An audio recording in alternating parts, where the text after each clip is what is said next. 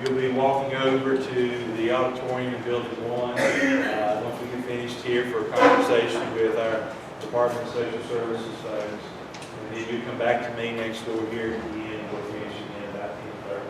Okay? Today, you're going to start with our friends from VACORP. This is Mr. David Brooks. Mr. David Brooks, I've known David for a long time. Go back to my days being a principal. He's just full of information, quality stuff that you guys really need to know and understand how we operate schools. This is dealing with our insurance and casualty loss, that type of thing. So they will go into more detail with you on that. And he'll give you some advice. We're all about preventing accidents, preventing those negative things from happening. So we want to be proactive and try to get in front of those things. David is a master of that, okay? So I'll step aside and I'll turn it over to Mr. David Brooks. Thank you, David. Okay, thank you. I appreciate it. All right. Good morning, everybody. Good to see you this morning, bright and early Monday morning. Took a little ride down from Roanoke this morning, so that was had to shoot out of the gate this morning early. So, but I'm glad to be able to come in and spend some time with you. As Dr. Brown said, I've known him for years. I used to, I guess back, I've been coming to Virginia for about 15 years, and I used to come from Nashville and would come up and spend, I would come up like a week a month, 2 weeks a month, and would travel around the state and work in school systems. So during every other month other than August, like September through July, we're working with school administrators. We're talking to school board members, we're talking to principals, we're talking about school bus safety, everything we can do to prevent injuries to school folks, support staff. We're running, and how I met Dr. Brown was, I started probably in Giles County. I was coming up to their principals meetings. And we would go through all of the stuff for, and we get a bad rap for insurance, but we insure the school divisions. We insure the property, we insure the school buses, we have the workers' compensation, we insure the school boards, and everything that we were trying to do with them was just try to help reduce liability. Keep people from getting hurt, keep people from, not having bus accidents, not having lawsuits, working with special needs children, everything that we could do to try to help them with risk management and safety. And so, we would do that, and then in August, I would come up like 3 or 4 weeks a month, and we would train like 15,000 school nutrition, custodial, school bus. So in the last couple of years, we moved from Nashville to Roanoke, and I don't do a whole lot of safety training anymore. I've got 6 guys that are basically going out and doing these presentations. I mean, we've been running since the last week of July, 6 guys training in 6 different school systems, training tens of thousands of support staff and different folks, and we're just trying to spread a big message of safety to everybody. Talk about where we're seeing folks having injuries, trying to get you home and your family safe, some things you need to be aware of. Y'all got a very, especially in school nutrition, you've got a very dangerous workplace. You've got lots of slips and falls, lots of burns, lots of cuts, and we see a lot of folks getting hurt every year in school nutrition. So I saw Dr. Brown in Richmond at we were speaking at a conference on education on, I don't know, it was employment practices or something. And, he personally asked me, he said, hey, would you come to Russell County and spend some time with my folks? And, that's, you don't get that from a school superintendent most don't care. The ones that do, it's really nice to get an invite. And, and just through knowing him for all of those years in Giles and Pulaski and now here, I said, I will be there. Glad to be able to come in and spend some time. So I'm glad to be here this morning and spend a little bit of time with you. Can y'all see this over here on this side? And really what I'm going to do is just kind of, I'm going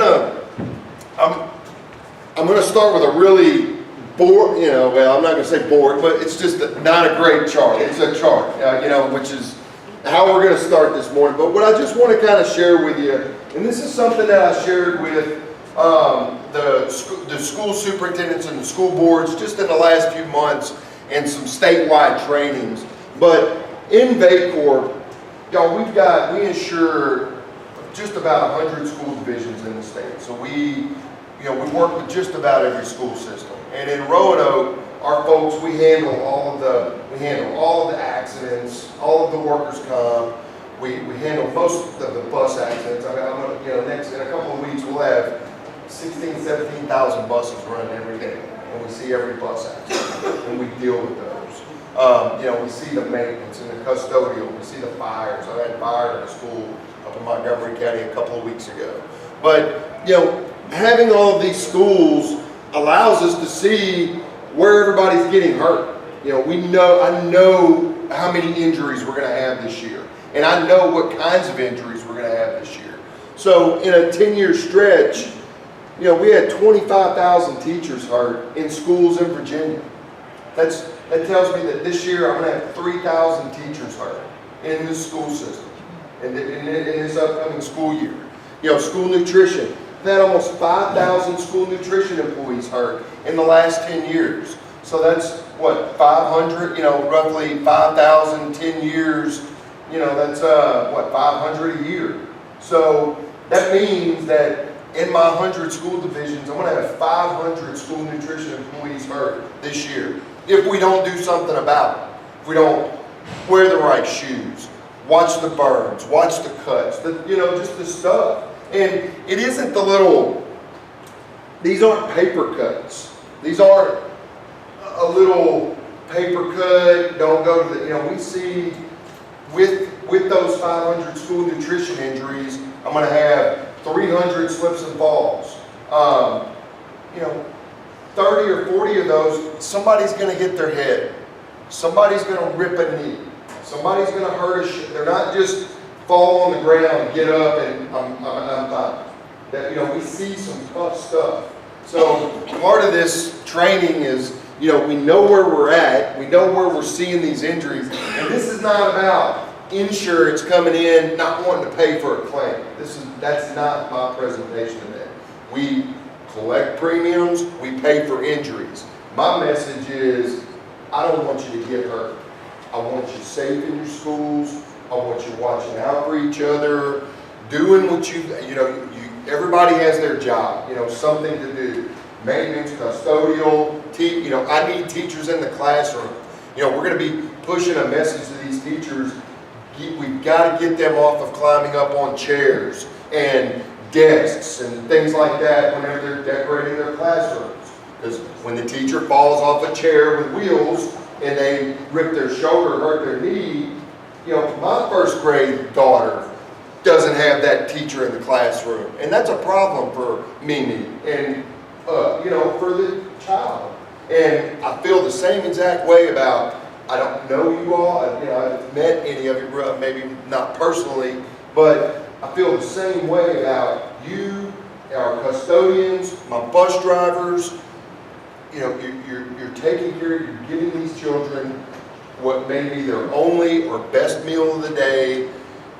You're an integral part of education and what we do. I believe it to my core. I'm a huge support fan. And when school superintendents care, because you have a lot of school superintendents it's just instruction, instruction, instruction, instruction, and you never get any love for the folks that may not be doing instruction, but contribute to it. So I think it's important that you hear that and know that for whatever that's worth. So, so where this is coming from is, this message is, we're going to try to keep some folks safe this year. And you have your safe, I think y'all have got the safeschools.org, so you're getting bloodborne pathogens, you're getting chemical safety. You're going to be getting a lot of training on safety through these online training programs. And let me tell you, there aren't, whenever he told me, he said, we just purchased a whole catalog for Safe Schools. God, that's great. Most people don't make that investment. And I know y'all are going to be like, oh, we're going to go do the training.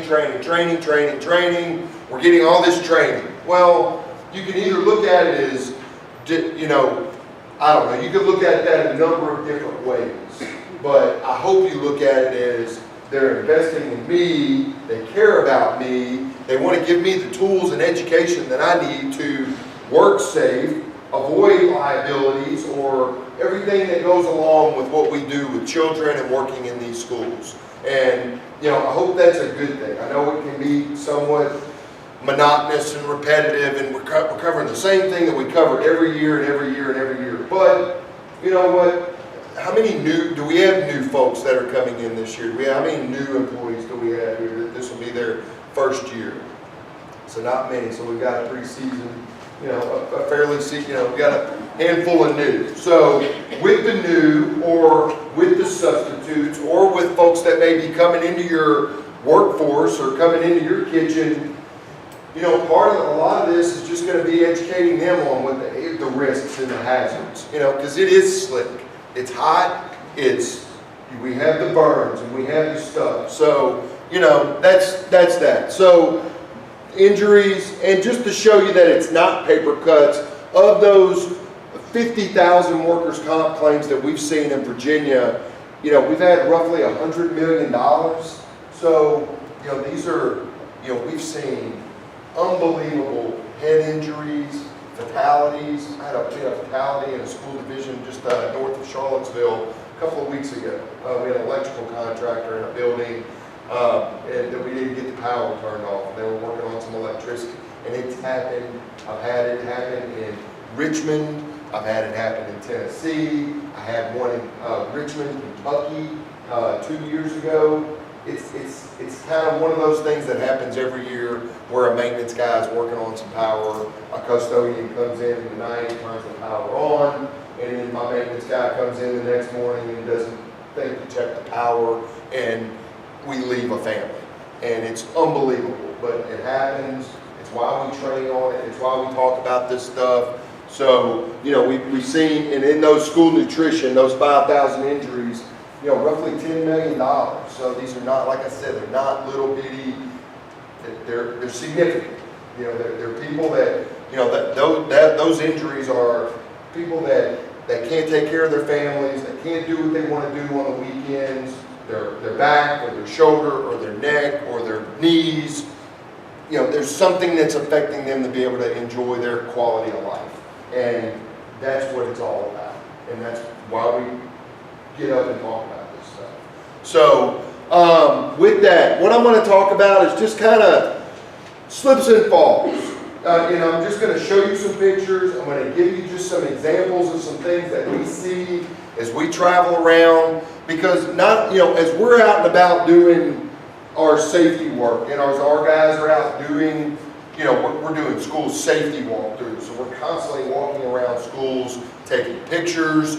If we find out that we've had somebody that's had a really, really serious injury, a bad back or a head or a neck, we'll go out and we'll look at that and we'll take pictures and try to do an investigation on that, just so we can kind of come back. Because, if I had a fall right here without the mat, and then we come back in and we put, so we had a really, really serious injury here in this particular school system where somebody slipped and fell.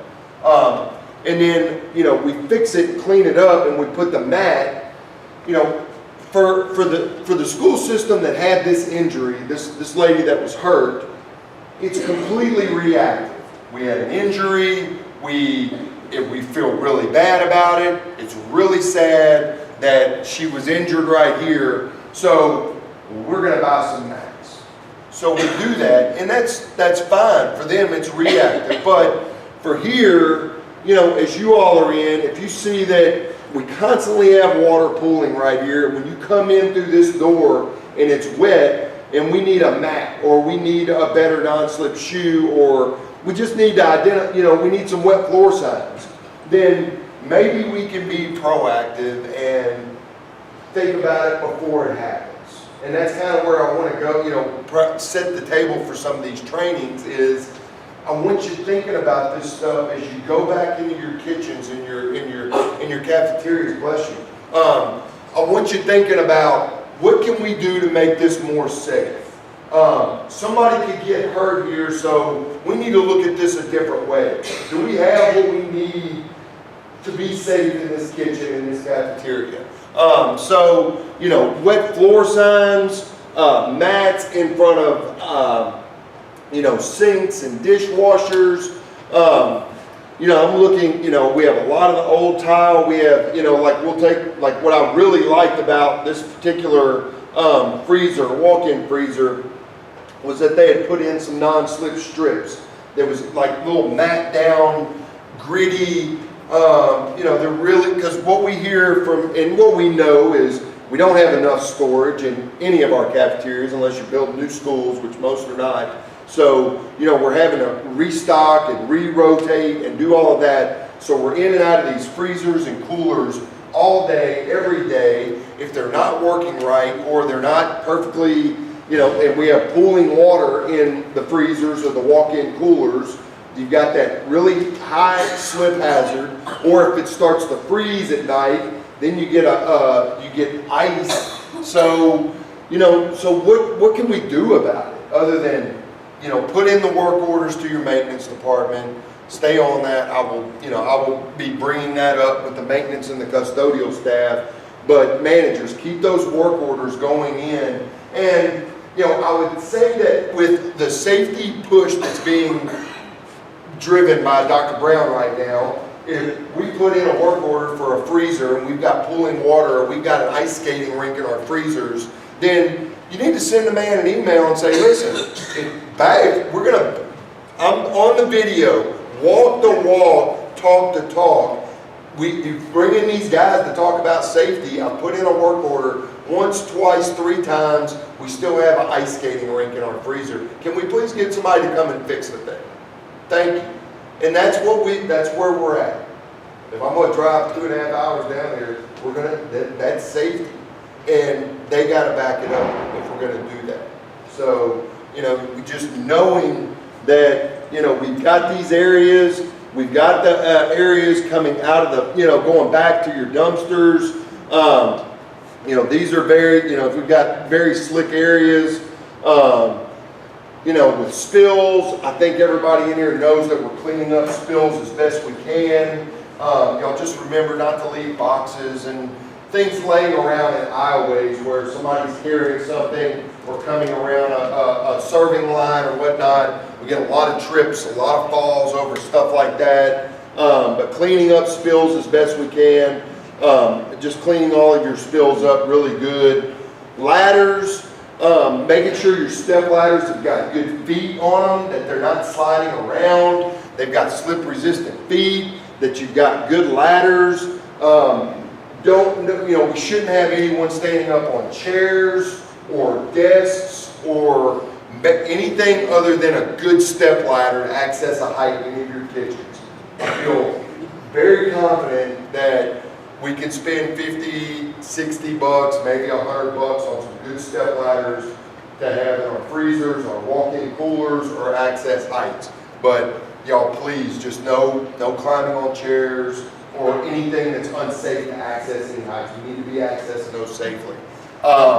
Get your ladders on a good surface, face the ladder, you know, just use all of your good ladder safety. Y'all know how to use a step stool, when to get it. Don't just, here, I'm just gonna jump up here real quick and grab this. And, you know, because those usually, you know, we don't like that. Those don't end well. Dumpsters.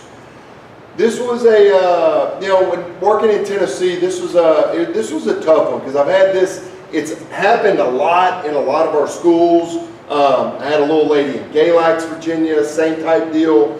But with these dumpsters, the injury here was my school nutrition, my lady she came around to the side over here and was standing on the edge of this, you know, this is about a 4 foot, maybe a 5 foot height here off this, off this deck. And so what the move was she went over and she was trying to raise that lid to pull it back so she could put the trash in the dumpster. And so she's standing right here trying to lift that edge up, and about midway she falls. So, you know, we go straight down right here. So we had very serious head, neck, and back, a very difficult injury for this school nutrition department. A totally, you know, just in terms of when you hear it, like we had, you know, you get that, we got a bad, you know, we've had a really, really bad accident in Clarksville, Montgomery County Schools, one of the schools. What happened? Lady fell off a loading dock. We go look, and I could see how anybody would do it. You're raising that dumpster lid, you know, or maybe, you know, the dumpsters are normally flush with the loading dock, and we can just walk up and lift it. But because the trucks, the sanitation trucks, can get in and out a little easier, they've got them at angles right here. So it just made them tough to get to from the loading dock. So, you know, with these, watch these loading docks, watch how you're accessing these dumpsters. They're a high hazard. You know, we've got, whenever you get the seepage or you get some rain, it gets really slick around these things, so watch those areas. And, you know, just be careful generally how you're accessing your dumpsters. Again, outdoor like ramps, wooden ramps that are maybe leading up to your dumpsters, or ramps that go out of the back of your cafeterias to be able to push the trash cans down. You know, if we need to take a look at this kind of stuff, you know, this is just an outdoor classroom with, you know, the non-slip strip is kind of worn out. But I like these non-slip strips, or especially on any of our ramps that are slick, and they're cheap, they're easy to do, but they've got to be maintained because they will get worn, they will wear out. So, you know, managers, if you're looking for like a non-slip strip or some type of a gritty tape that you can put down on your ramps or your wooden decks, it's something easy to do. You know, you really you wouldn't even need a maintenance. I would say most of you, you know, if you have a good custodian that can help you do something, if you order this stuff, get it in, get your custodian or have somebody that can help you do that. So that's just some of the slips and falls. Burns, numbers of burns. We can get the burns from steam, from emptying out, you know, pots of boiling water into the sinks. We get the pouring out the water, the steam comes up, we start to burn the face, we drop the bucket, we get the water on the legs and the feet, we get the pulling pans out of the oven, where the you know, whatever the ziti or whatever the spaghetti, whatever it is in that oven. You know, we've had very, very serious burns. We've had the dishwashers and just removing different containers out of ovens and microwaves and things like that. It's just something that we see a lot of, and I think a lot of it's just due to the nature and the amount of hot materials that we're dealing with. So just, you know what burns are, all of you have dealt with it. For as many, you know, with the experience in the room and dealing with it, I would say you all have probably got marks where you've reached into ovens, you got potato rack burns. You know, just, it's something that we see a lot of. So with the burns, you know, we know where they're at. So pots and pans, reduce the flame size, appropriate clothing, oven mitts, hot pads when holding any items. You know, the basic, you know, we don't want to need to be emptying boiling water from pots in the sinks. Wait till that water cools. Or at least have the appropriate protective equipment whenever you are handling those hot items and those water. And be aware that when you do take those those pots, or you're pouring out that water, that steam that comes up, it's that steam, that vapor, that contact with the skin is what causes those burns. So just be aware of those. Microwave safety, use only good containers for microwaves, no metal in microwaves. Yeah, I mean, you still want to make sure that you're using all of those areas safely. Burns on stovetops, flames and grease do not mix. Turn the burners off, drop a lid onto the pot or the pan. Don't throw any water on any pans. Y'all have all seen the videos. of these, of oven fires and stove fires where we throw water and then we get the flash. Know where your fire extinguishers are. That's one thing that we need to make sure that we got in all the kitchens, that you make sure that you know where your fire extinguishers are, that everything's been inspected. Your fire marshal should be coming around and looking at all that stuff over here in the next few weeks.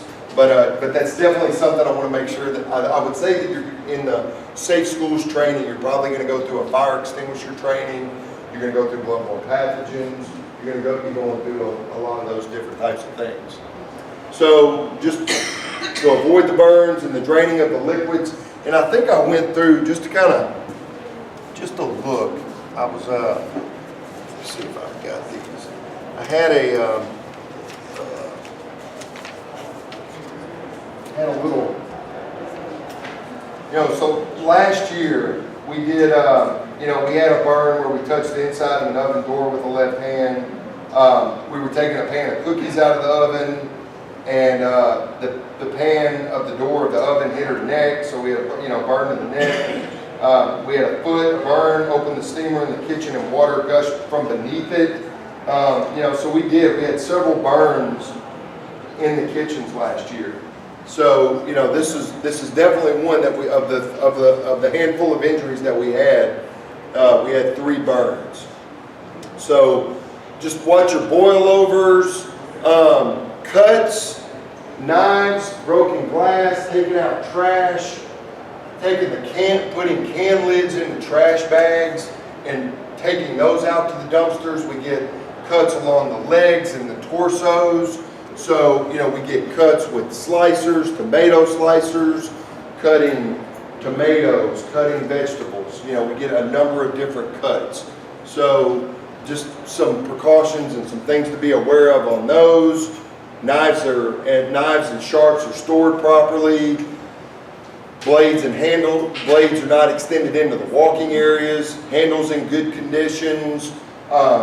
Going through and making sure that all of our knives are sharpened. This is going to be a good time to make sure that all of our knives and everything are sharpened, because we're going to see, we want those in good working order, and just makes it safer and easier to cut.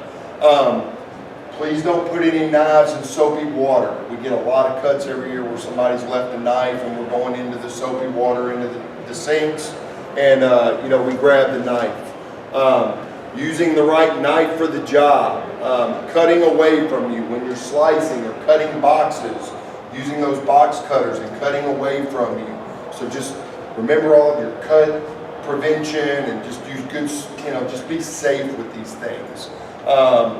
We've got, I got a call from a school nutrition manager in Manassas City Schools. It's probably been, I don't know, 3 or 4 years ago, Miss Cecily. And she said, Dave, I got I almost lost an employee in our kitchen. It was in a couple of days. And I was like, oh my God, tell me what happened. How's she doing? She's okay. We got her to the hospital. But she was cutting a frozen bag of spaghetti and cut towards her and cut right into this arm, and it was an unbelievable, it was a serious deal. And, luckily we had a school nurse, we called an ambulance, 911, but she was it was a very, and when she said almost lost, whenever I'm thinking she almost lost, we could have had a fatality in that kitchen just due to the nature of a severe cut. So, and those are the, we could have 500 cuts, but you get the one, you get the bad one, and that's the one. We can have 1,000 slips and falls, but the fall where somebody hits the table or really hurts the back or hit the head, those are what concerns me. The burn, a burn on an arm, you can cover it up, but facial burns and the number of just tough ones that you hate to see, you wouldn't wish it on anybody. So, that's why, these things, I know it's cuts and burns and slips and falls, but it's, each of these to me can all be, they're very, very serious things that just be aware of it, keep your awareness up, and know what's going on. Don't leave loose knives in the drawers. Working with the knife and drop it. We get a lot of these. We get a drop a knife, and then through the act of trying to get out of the way from it, we end up actually stepping or cut. So if we drop it, everybody ought to have. That's why everybody's wearing good shoes, good closed-toe shoes. Just stand back, let the knife drop. Don't try to do a lot of jumping around, because that's where we've seen, where we step on it, or just some of the crazier things have happened whenever we're trying to get out of the way of it. Broken glass, putting this stuff in trash cans, just be careful. Broken knives and those can lids.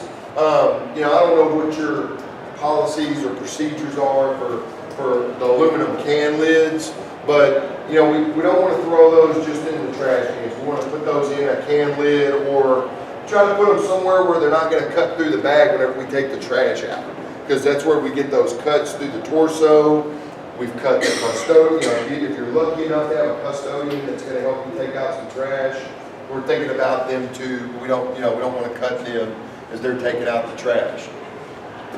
Knife safety. Managers, I think it's just something you need to take a look at. Having some good cut-proof gloves in your kitchens, and you can have that. If you've got Kevlar gloves, these are cut-proof. They're burn-proof. They're good gloves for cutting. You can wash them in the washing. You can wash them in the washing machines, or you've got the metal mesh gloves for doing a lot of repeat cutting.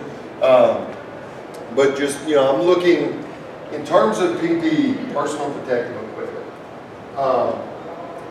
If I could wave my magic wand, I'd put Shoes for Crews on everybody in this room and everybody in school nutrition. It's the best non-slip shoe in the world. Shoes for Crews. It's the best. Having good cut-proof gloves, having some, gloves that we can use whenever we're handling. For good gloves, good thick rubber gloves for the dishwashers, so we get a lot of cuts. So gloves for burns, gloves for cuts, gloves for dishwashers, good shoes, and that's your PPE. So knife safety, we're cutting, chopping vegetables, lots of those types of things. We just see them, so just pay attention to the task at hand. I'm just being aware of it. It happens. We see a lot of them. They're usually not terrible injuries. They're just, they're minor cuts, but